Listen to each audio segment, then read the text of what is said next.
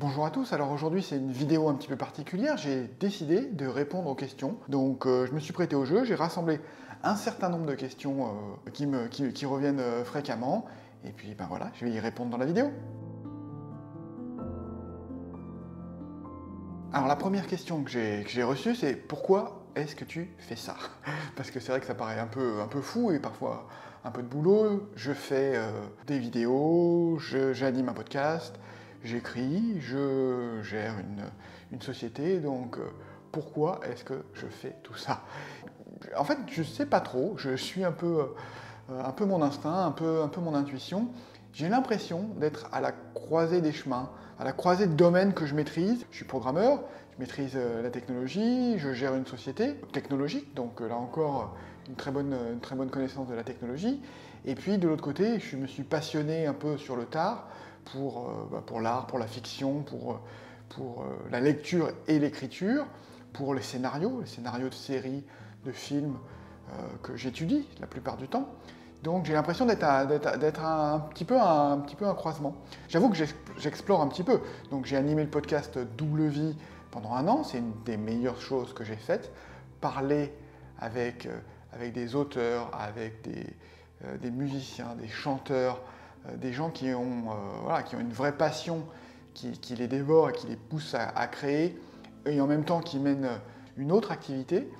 Ça a été ultra enrichissant et je ressors à chaque fois du podcast sur un nuage, sur le type d'animation que je fais aujourd'hui sur la partie vidéo, sur l'émission Chimère que j'anime. C'est une idée qui m'est venue parce que je commençais à réfléchir à chaque fois que je voyais une série ou un film et à me dire mais tiens, ça, est-ce que c'est possible techniquement? Ça a un sens? Pourquoi c'est utilisé comme ça? Ou alors des séries, des films de science-fiction, je commençais à me dire, oui, ça commence à être proche de la réalité. Est-ce que la technologie va pas trop loin? Où est l'humain dans tout ça? Et donc, voilà, j'ai fait un melting pot, j'ai secoué et je me suis dit, bah, tiens, je vais faire l'émission que j'aurais envie de voir, l'émission qui pose des questions à la technologie et qui essaye d'explorer les aspects humains. J'ai reçu une question via LinkedIn, une question de François Elie.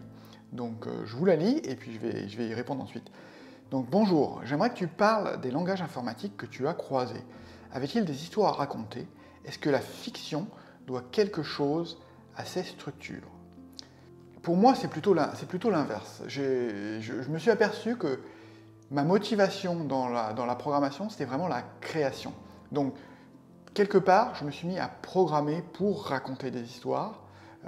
Alors, ce n'était pas vraiment des histoires, mais c'est pour façonner quelque chose, pour apporter quelque chose et créer. Donc, la programmation, c'était presque, je me suis aperçu a posteriori, que c'était presque un substitut, une manière que j'avais trouvée de créer. Alors, je me suis lancé dans la programmation, je pense, parce que je ne m'étais pas autorisé à me dire bah, je vais pouvoir prendre une plume ou un clavier aujourd'hui et me mettre à écrire une histoire. Ça me semblait complètement martien. Je ne suis pas écrivain. Qu'est-ce que ça veut dire? Qu'est-ce que c'est que cette prétention? Donc, bah, je me suis mis à créer avec quelque chose où je me sentais légitime. La programmation m'a toujours accompagné, et donc j'ai créé via des langages informatiques. C'était ma manière de m'exprimer et mon mode d'expression. Et puis quand je réfléchis, quand je pense à mes connaissances technologiques, à mes connaissances techniques, à mes connaissances en programmation, je me dis que j'ai quelque chose à apporter. Et donc c'est là que je me suis mis à explorer et que je m'aperçois que j'utilise mon vécu dans ce que j'écris. Donc j'ai écrit par exemple une nouvelle sur Top Covid à l'époque, tous anti-Covid maintenant, et sur les effets psychologiques que ça pouvait avoir sur des personnes qui sont un peu renfermées sur elles-mêmes. J'ai écrit une nouvelle qui s'appelle La Faille, donc, que je vous invite à lire sur mon site web michaelraymond.com. Donc La Faille, j'explore en fait la technologie, les implants et la psychologie des créateurs d'entreprises dans la tech en fait. Et je fais un mix un peu, il y a un côté Black Mirror dans celle-ci. Je me suis aperçu aussi que dans ma manière d'écrire, j'avais une manière d'écrire des textes, des nouvelles, des fictions, qui était proche de la programmation, de ma manière de programmer. Donc voilà, je fais un prototype, proof of concept, un premier jet très rapide.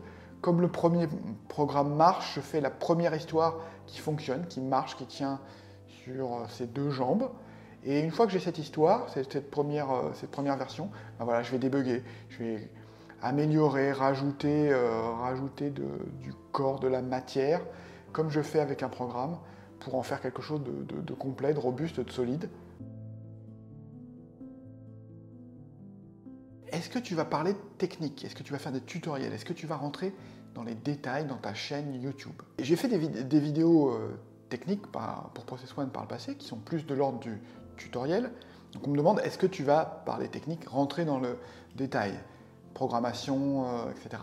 Alors non, je n'ai pas l'intention de rentrer dans des détails techniques. Ce que je veux, c'est explorer, vulgariser, aider à comprendre, voir comment la technologie peut aider l'humain, voir comment la technologie peut menacer notre humanité. Et donc c'est plus dans une démarche de vulgarisation. Donc dans la série Chimère, donc sur cette chaîne YouTube, je n'ai pas prévu de rentrer dans les détails techniques. Sur Process One, peut-être que je referai des vidéos, donc sur la chaîne de Process One, des vidéos qui ont trait à la technique, qui sont plus de l'ordre du tutoriel, etc. Mais dans ce contexte-là, c'est vraiment, sur cette chaîne, Mickaël Raymond, vraiment, j'explore dans une démarche de vulgarisation. Donc je ne vais pas rentrer dans des détails techniques. Et ça peut vous rassurer si vous n'êtes pas très versé dans la technique, parce que il y en aura pour tout le monde sur cette chaîne. Mais pourquoi est-ce que tu t'es mis à l'écriture et comment tu as fait pour apprendre? En fait, je me suis mis à l'écriture, je ne m'étais pas autorisé pendant très longtemps à écrire, je n'avais même pas pensé en fait. Et puis dans une retraite de yoga, méditation, j'ai passé une semaine au Portugal, vraiment déconnecté un peu de la technologie. J'écrivais, ça faisait partie du programme, et j'écrivais sur un petit carnet. Alors c'était un peu des écrits qui étaient plus de l'ordre du journal et du ressenti à cette époque-là. Donc ça, c'était il y a 2 ans. Et j'ai pris goût à l'écriture, j'ai vu ce que ça pouvait m'apporter. Et quand j'ai terminé cette retraite, quand je suis revenu à Paris, j'ai continué à écrire. Toujours de l'ordre du journal, j'ai continué à écrire tous les jours. Il y a des choses qu'on ne s'autorise pas à dire dans un journal. Quand on emploie le « je », on ne va pas s'autoriser à tout dire parce qu'on y met une dimension très personnelle. Et je me suis aperçu qu'un sujet que j'avais envie d'aborder était devenu beaucoup plus simple en l'abordant sous la forme d'une histoire. Prendre un personnage, raconter son histoire et faire passer des sujets qui étaient personnels, mais presque trop personnels, à travers ce proxy, à travers cette personne, ce représentant. Et donc voilà, c'est comme ça que je me suis mis à écrire des nouvelles, en fait. C'est comme ça que j'ai commencé à écrire des textes qui étaient plus des textes de fiction. Voilà, et donc ces textes de fiction ont grossi, et petit à petit, je me suis dit, il faut que je gagne en technique. Donc je me suis inscrit à un certain nombre d'ateliers d'écriture, notamment avec l'école Les Mots. Ça, c'était avant le début du confinement. J'ai fait un certain nombre d'ateliers, et puis le confinement est arrivé, et donc ça m'a encore donné un peu plus de temps, et l'envie aussi d'occuper ce confinement avec encore plus d'écriture. Donc j'ai fait beaucoup d'ateliers. J'avoue que j'ai fait un atelier sur le thème du podcast, j'ai fait un atelier sur le fantastique, j'ai fait un atelier sur l'écriture de scènes d'action, j'ai fait un atelier sur le scénario avec un réalisateur scénariste que j'ai fait avec mon fils, donc on s'est bien amusé sur ces ateliers.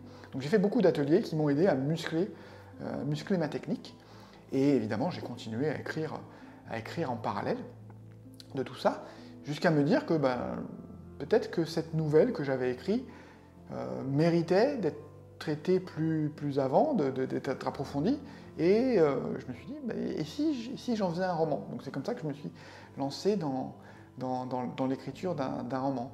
Si vous vous demandez, est-ce que ça peut m'apporter quelque chose? Est-ce que je peux m'autoriser à écrire également? La réponse est oui. N'hésitez pas, commencez par un journal, notez vos pensées dans un carnet ou sur votre logiciel de notes, sur votre ordinateur ou même votre téléphone. Écrivez un peu chaque jour, Faites-vous plaisir et vous verrez que plus vous écrivez, plus vous avez des idées, vous avez besoin de pouvoir les noter de manière impromptue, ça va être une gymnastique. Vous allez progresser et peut-être y prendre goût et avoir envie de faire grossir votre pratique. Voilà, ma première série de questions est terminée. La suite dans mes prochaines vidéos.